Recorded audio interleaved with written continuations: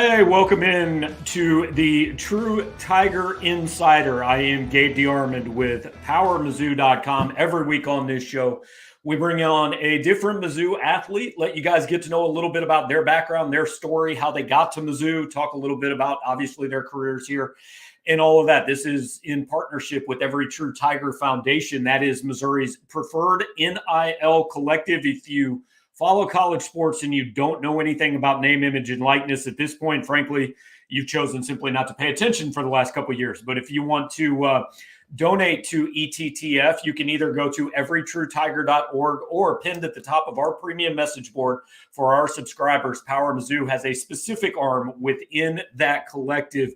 We are actually, I talked to Lawrence Bowers a few days ago, nearing the first threshold of $100,000 donated to that.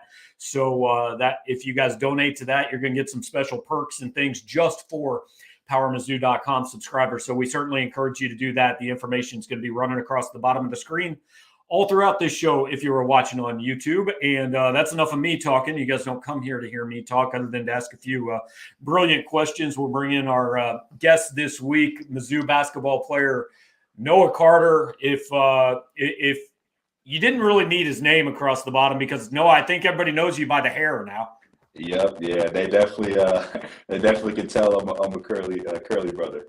There you go. So first things first, man. I mean, the season ended about 4 weeks ago, I think. Like, what's life been like for you? What have you been doing? Just kind of, I mean, are you a guy immediately gets back in the gym, or do you need some time off after that? Yeah, I took some time off. I took the 3 weeks off, and this past week has been the first week that we've been doing workouts and lifting and stuff again. So yeah, when the season was over, I was kind of telling myself it's been a long grind. So I definitely need a little time off. Yeah, and look, the season for us and for fans starts, first week in November. But for you guys, this has become what, a 10-month thing? I mean, how much time during the year do you actually get away from basketball? Not much. I mean, I moved here to Columbia last June, the beginning of June. So we were working out June, July. Got to go home a little bit before school started in August, and then we were working out then, and then practice started in September. So it was a long grind, but it was a great time. So, like I told you before the show, one of the things we always like to do, we like to go back like way to the beginning with people on this show, and I want to know, like, do you remember when you started playing basketball? Like, how old you were? Yeah, I'm pretty sure when I first started playing organized basketball, I think I was in third grade. I think that's when I started. Like that's when I got on my first official team, and yeah, really started to play. Were you? I mean, you're about 6'6" something now. Were you always like a tall one of the taller kids in your class, or did you start out as a little dude? I was always one of the bigger guys, and my family always said it. I always had that baby fat on me, so I was always a little bit thicker than most of the other kids. So yeah, I was always the biggest one. So you start playing ball, and I'm assuming this is just like a local kind of community league team. At what point, and I don't know which one came first, but at what point did you realize you were pretty good at it? And what point did you think, hey man, this is something I want to keep doing? Like this is a lot of fun. Yeah, I think it was either sixth or seventh grade when I played on like my first AAU team, and I remember making the team and just being happy that I get my own pair of shoes and I get my own jersey and stuff. And then probably around eighth grade was when I really realized that I could take this and not only make a living for myself, but hopefully do some great things. And that's when I really started to kind of grow a little bit and start really putting in work in and to try to get better. One of the things that we probably haven't talked enough about with some of the previous guests on this show, but especially with basketball, it is such a time commitment for your whole family. I mean, like AAU is about to start up, and these kids are going Atlanta, Memphis, Dallas, hopefully South Carolina for a lot of them. Do you remember that kind of growing up with your parents or your coaches having to ship you all over the country? Yeah, I remember because I played for the Iowa Barnstormers, so we used to have a team travel bus, and I remember my parents used to drop me off at the bus, and then I'd just ride, and we'd make long road trips, and we used to go to shoot. I remember one time, I think it was my 16th year, we went from New York to Los Angeles to Las Vegas in a 3-week span. So we used to be traveling all the time. It was a great time though. Wait, you didn't do all that on a bus, did you? Nah, but we didn't do all that on a bus. But we used to. I remember we bused to Atlanta and we went somewhere else that was pretty far. But no, those 3 trips we flew to, thankfully. Okay. So when did you kind of start to catch the eye of any college coaches? I mean, do you remember like your first kind of moment where you're like, oh, hang on, now this is getting serious? Yeah, I got my. I remember I got my first Division I scholarship to North Dakota, and it was. I'm pretty sure it was my sophomore year of high school. So that was, man, I remember I couldn't sleep the night after. I was just so excited because I knew that, all the hard work that I'd been doing had finally been paying off. Like it paid off and I got my first scholarship. So, but yeah, it was around sophomore year, 16th year is really when I think I started to open some eyes to coaches and stuff. Okay, so for a lot of Missouri fans, obviously they probably weren't too familiar with you before about a year ago, about this time. So just kind of for everybody that's watching and listening, tell us the story of kind of your recruitment and how you ended up at Northern Iowa. Yeah, I think I mean, I know I was pretty underrated, growing up, and I think most people they didn't really see me as a guy that really stood out. And then I really started. Then I remember my 16th year was the year I started really dunking, and I think that's when I really started to open some eyes up. And yeah, I was able to go to my hometown or my home state, Northern Iowa, and yeah, it was a great 3 years I had there. Was that kind of where most of your offers, Missouri Valley, kind of what people like to call the mid-major schools? Is that? Yeah, I actually committed a little bit earlier than I wanted to. My 17th year, before our last live period, I committed, and I kind of wanted to wait till the fall because I always had the hope of maybe going to a high major school out of high school. But just the way it worked out, and the way I was feeling the fit, I think I made a good decision, and I committed to UNI. And I think it was a great choice for me at the time. So I'm interested to talk to you about this because you're one of the guys now that's lived both sides of this transfer portal thing, right? I mean, Yep. when and I heard it put a pretty good way on a podcast a couple of weeks ago. The guy said, look, the transfer portal, nobody should hold it against these kids because these kids grow up dreaming of playing at this level, at the high major level. Like nobody grows up and says, my goal is to be, a player in the Mid-Atlantic Conference or something like that. The goal is the highest level. So when you made that decision to kind of bet on yourself and I'm going to leave Northern Iowa and think I can get a shot, I mean, do you have an idea at that point like, hey, I'm pretty confident I'm going to get some Power 5 schools calling, or is that a little bit of a gamble? It's definitely a gamble. You really got to bet on yourself at times. And I know I thought after my junior year, my last year at UNI, I was hoping I at least did enough to, spark some interest from some high major schools. But I remember as soon, like literally a minute after my name was officially in the portal, I started hearing from schools, and they were high major schools. And I remember it was honestly, it was just the craziest thing ever. Just getting calls and hearing the schools that were interested in me. So the flip side of that, obviously, is the schools like Northern Iowa, like Cleveland State, where a lot of you guys, Milwaukee, where a lot of you guys left, and I'm sure that's kind of tough. But did everybody there kind of understand? Hey, man, go take your shot. We know what you're trying to do here. Yeah. Because I mean, I feel like I built such good relationships with them that it's nothing personal. That like I mean, I feel like. You see with coaches, they get opportunities, they get more money, and they're probably going to go to a bigger school themselves. So it's all about what's best for you, and I feel like I said, we all respect each other, we all understand what's going on. So no bad feelings at all. And I mean, obviously you get some bad situations at some spots, but at least for me it was good. So you said a minute in, your phone starts buzzing. Do you remember at what point, how long it was before you heard from Dennis Gates?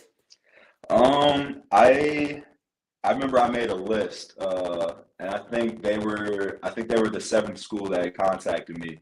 And then I remember talking on the phone with Coach Gates probably a couple days later, and then I remember we had a Zoom, and then just being able to get my official visit set up. So they were pretty persistent right away. Yeah. If I remember, you had a couple of visits set, but you committed on that Missouri visit and ended up canceling some others. Is that right? Yeah, so I didn't commit on the visit. I had my visit, and then on a weekend, and then the Tuesday following that weekend is when I committed. Yeah.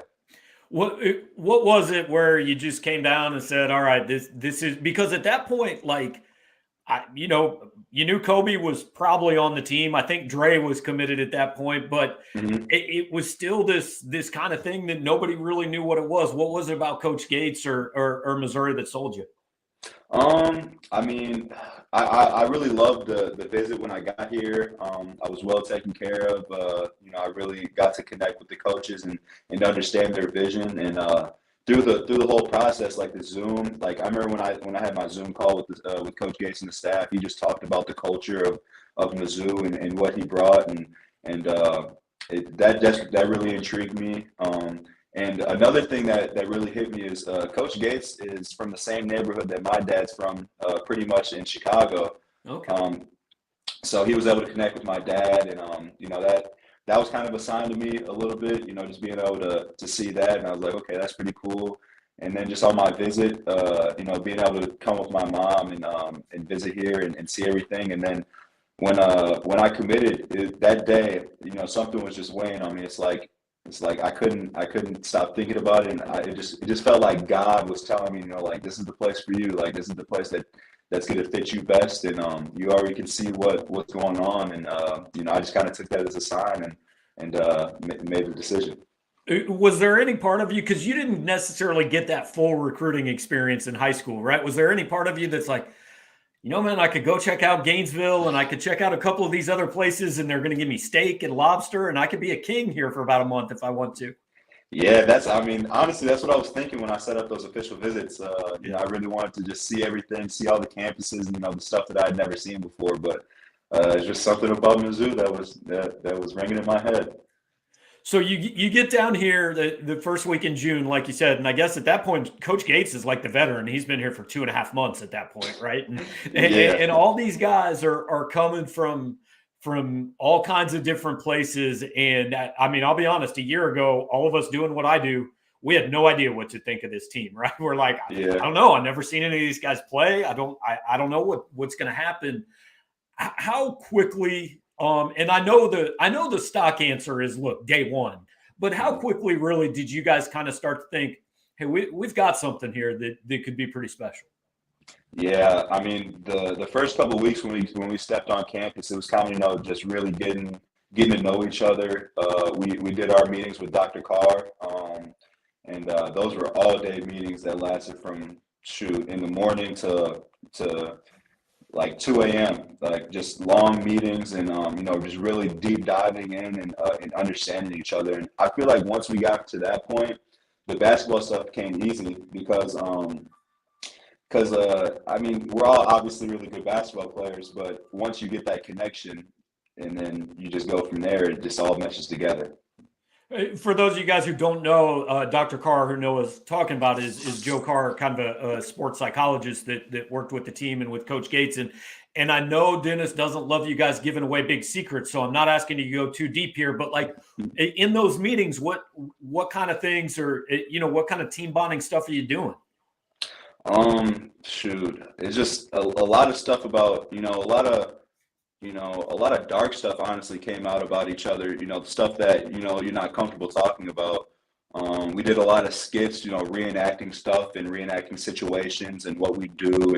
And we had some dance battles, it was all about, kind of letting go of, putting down that shield and, just really being able to express yourself and, get close with each other. All right. Now I'm not doing my job if I don't ask who won the dance battle. I can't remember who won the dance battle, but the one that stood out to me was Dre Golston's. Okay. Okay. Yeah, we had the music. I think because the coaches were the ones that scored it, but I think they gave Dre a bad score because Yeah, I can't remember who won, but I remember Dre's is the one that stood out to me the most. All right, so let's fast forward now. We get into the season, and look, I know, like you said, you guys are all good basketball players. Once you start playing the level, whatever, it's just basketball. But you go out your second game here and score 28 points. Was that in any sort of way just kind of a, all right, no doubts now. I know I can do this here. Yeah, it was like I remember because I usually don't get too nervous for games, but I remember the very first game, just going out there, doing the starting lineup and then getting in. I remember the first 2 minutes, I was like, it kind of, it didn't really hit me yet, and then I finally settled in, and then I remember I went I think 0 for 4 and from three in that first game, and I remember telling her I was like, yeah, this is gonna change. I remember I was like, yeah, I'm not shooting 0 for 4 ever again like that.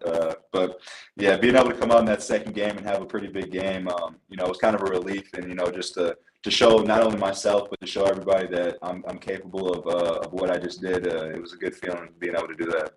Yeah, I don't know if it was after that first game, but I do remember after one of the early ones, Coach Gates said in the press conference, "Look, Noah Carter is not a 20% 3-point shooter or whatever," and it picked up. I'm sure it takes just a minute, but you guys go through this 9-0 start, and then Kansas happens.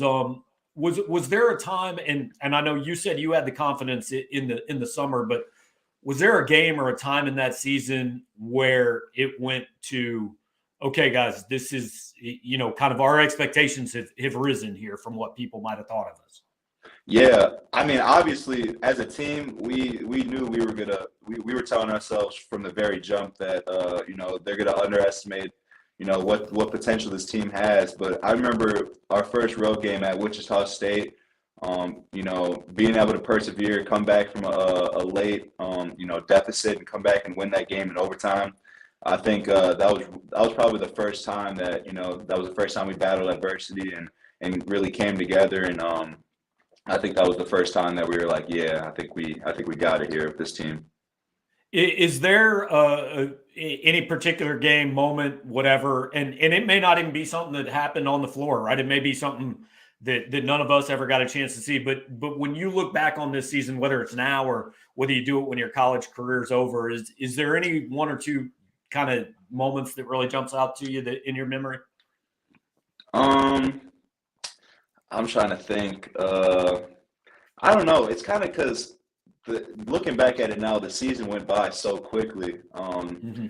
And I think because for the most part of the season, we won all the close games. We won a lot of them. And so I think, just going through the whole year and just like seeing all the wins and the games stack up like the way they did, I think that was pretty mind blowing for me, honestly, looking back at it. We had an older team, a smart team that really could close at the end of games, and we had big time players that made big time shots, and yeah, it was. I think just seeing that was the craziest part. Well, I mean, I can tell you, Missouri fan. I've been covering this school for 20 years, and I went here before that. Missouri fans have some scar tissue built up where they expect the bad stuff to happen to them at the end of games. Yeah. So I think like Dre Golston may never buy another meal in this town after hitting 240-footers to win games in a single season. Yeah, I think like whenever we're out in public and we're just there, it's most of the fans to this day come up and they say thank you, just thank you for bringing the culture back to Mizzou, and honestly it makes me feel amazing because it's more than just basketball to me and to most of us, and being able to brighten people's days and years is pretty cool. That kind of leads into what I wanted to ask you. I mean, again, look, Demoy only going to be here 1 year, right? Dre only got to be here 1 year. None of you guys, except for Kobe and maybe Aiden, are spending your entire college career here. But what amazed me about this season wasn't just, hey, you won a lot of games and all that, but how quickly this fan base sold out, it filled up that arena, and you guys truly seem to kind of form a bond with this fan base that seems hard to do in 3 months. I mean, how'd that happen? We were ourselves really. I think each player had a specific, not a job, but a specific role that they fit, and I think we all did it to a T. Just being able to, we joke about it. Dre was joking about it probably a week ago. He said they're calling me a true son. He said Dre and Moy were saying that, and because the definition of a true son is you spend your whole career at Mizzou, right? Or It kind of, some people think you have to be from Missouri. Look, it's one of those things. I don't know what it means, but people have said it around here for 100 years. yeah, yeah. Well, he came in, he was bragging. He's like, yeah, they called me a true son here, and I'm like, well, I mean, I guess he had to have done something good for that to happen. But yeah, it was being able to see sold out crowds and hearing like the guys that were here last year talk about like there was really nobody at the games and everything is it's just wild. So you get into the offseason and look, this is just kind of how college basketball is now. You almost have to say like, hey, I am going to come back for another year, right? Because you guys all have the option. I think the Antlers actually broke the news that you were definitely coming back next year, but like that wasn't really a question for you, was it? No, I mean, obviously after the year, just wanted to take it slow and not because you never know what's gonna happen. But yeah, in my mind, I didn't. I really wasn't thinking anything else, and we was at the end of our bank. It was our end of the year banquet, and I think I won an award for something, and just at the end, I didn't even know I was gonna do it, but I just said if you guys will have me back, I'll be back next year because yeah, I mean, I was expecting to come back, so just to get it out there publicly and let everybody know. How kind of weird is this period for a player? Because like, look, the fans, the media, we're all on Twitter every day. There's 1,300 kids in the portal. You never know who's coming back, who's going. So how weird is this time of year where you know where you're going to be and just kind of waiting and seeing? I don't know. We'll see what Coach Gates puts together for a team. Yeah, I mean, I'm every day because we don't really know like what's going on in the portal or who we're talking to. I mean, obviously we had some official visits on this weekend, but I mean most of the stuff I see is on Twitter, and I look at the Power Mizzou stuff a lot, but yeah, I'm kind of just rolling with the flow. I mean, you can only control what you can control, and just keeping an eye out like you guys are. The other big thing in college sports these days is NIL, and it's part of this show. And so we kind of try to ask everybody, and I want to stress when we ask this question, nobody is asking you like how much money do you make? That's not part of this. But like when you NIL, like how big a deal has that been for college players? And have there been any things that you've gotten to do through it, whether it's charitable things or anything like that have stood out to you? Yeah. I mean, it's obviously a big thing nowadays. You got people that are kind of going to schools based off the money and stuff like that. But yeah, my experience here at Missouri has been perfect. I couldn't ask for anything better. Being able to connect with I'm a ambassador for the Special Olympics of Missouri. So through every True Tiger Foundation, I was able to do that. And I'm looking forward to being able to go to some events this summer and throughout next year. But yeah, it's definitely a very cool thing, and something that this is my first time being able to experience. So it's been really cool first go around. I want to talk a little off the floor. I actually talked to somebody with an organization here that wants to get you out hunting and fishing with some of these kids. That's your thing, right? That's your big passion away from basketball. Yes, sir. Yeah, I think. I have my own boat in the fall. I bow hunt, so that's what I do. But yeah, I think I've always just enjoyed being out in nature and being able to just kick back, and it's what I love to do to really get away, get my mind off basketball. Because we spend so much time doing that, working out, lifting weights and stuff. So being able to go out, relax, catch some fish. Sit in a tree stand, and I also love it because if I go catch some good fish, I can come back, cook it for the team, and if I get a deer, get some deer sticks. So it's all beneficial. Is that deer? Is that mostly your thing? Yeah, I that's what I do when I with the bow, and I'm hoping to get out this spring and get some turkey hunting in. But yeah, we'll see what happens. So, are you one of these guys that gets out there at like 5 a.m? Not sometimes. Okay. I think to go turkey hunting, I'm gonna have to wake up that early. But usually when I go, at least this year, deer hunting and fishing, it was usually in the afternoon. If I could sleep in, I'd try to sleep in. So where's the better hunting? Iowa or Missouri? Are they pretty similar? They're pretty similar, but I'm pretty sure Iowa's like the mecca for big bucks in deer hunting. So, but Okay. I mean, Missouri's obviously really good too. But I mean, maybe it was my dad being biased because we live in Iowa. But yeah, he always said Iowa was the mecca. Okay. So we'll wrap this up with just kind of a couple of quick things. Obviously you got school here, and then how much time you get off, and do you have any plans for like after school before you're back here working out every day? Yeah, we'll have once school's over with, we'll have I guess the time from when school's over in May up till June. So I mean, I'm planning on just going home, being with my family, working out back there, spending time with friends, maybe going on a couple trips, and then last year was my first time actually doing it. Last August, I had my own basketball camp back in Dubuque, Iowa. So I'm planning on having another one of those, hopefully a bigger turnout, and yeah, just being able to give back to the community, spend time with people now that I have a bigger platform, and kind of make a difference in not only my own life but other people's lives. So what's how do you provide an encore to what you did this season? What's next year? Next year's I mean, I can't really, I don't know what the future holds. I know it's going to be a great time. We're going to have a great team. I mean, people love Dennis Gates. So if they could put their faith in him for the first year, I mean, we'll see what the second year has in stake. But I think it's going to be a great time, and the people definitely have a lot of stuff to look forward to. I want to wrap it up with this. I know you guys talked a lot at late season press conferences and joked about all the Dennis Gates memes on Twitter. Like, do you guys take those to him? Because he doesn't seem like a guy to me that probably spends a lot of times looking at him.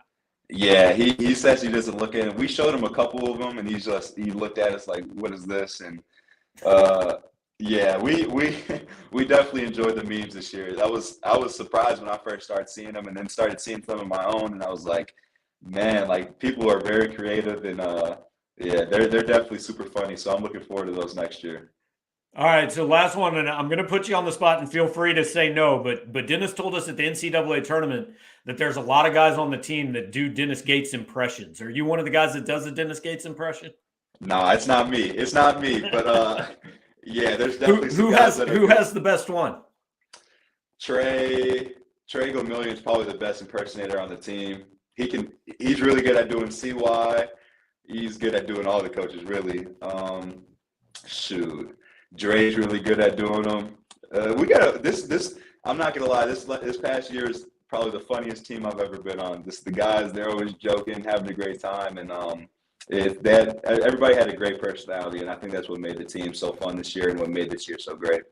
Yeah, it's definitely a fun team to watch. I know I speak for all the fans that say that. And Noah, appreciate you taking some time and hanging out with us, man. And we will give you a little time off and catch up with you down the road. Yes, sir, Gabe. I appreciate you having me on today. It's been a great time. All right, thanks, Noah. Have a good one. That is Noah Carter, Mizzou basketball player, senior forward, going to come back and be a senior again next year. And once again, this is the True Tiger Insider, our partnership with Every True Tiger Foundation. That is Mizzou's preferred NIL collective. The information's been running across the bottom of the screen. And if you're listening to this on a podcast, which we'll release 24 hours after, you can go to everytruetiger.org to donate. If you are a Power Mizzou subscriber, there's information on our message board how you can donate through us to ETTF. So thanks to Noah Carter. I think we're going to have one of his teammates on this show next week, but we like to make sure we get everything lined up before we tease it too much. So thanks for hanging out. We'll talk to you guys next time.